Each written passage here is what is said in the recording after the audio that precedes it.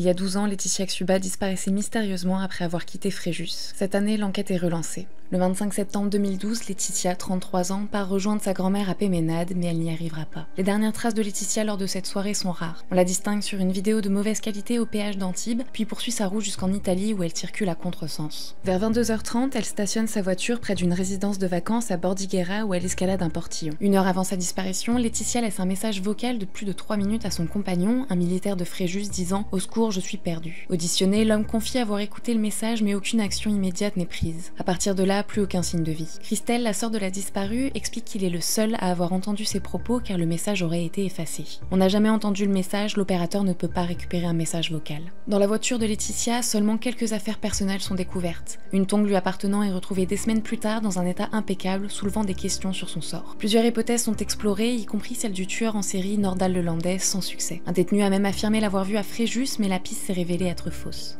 Cet été 2024, le pôle des crimes non élucidés de Nanterre, souvent appelé cellule Ariane, a donc repris le dossier avec l'espoir de nouvelles avancées. Cette réouverture pourrait enfin apporter des réponses tant attendues par sa famille qui, 12 ans après, ne perd pas espoir.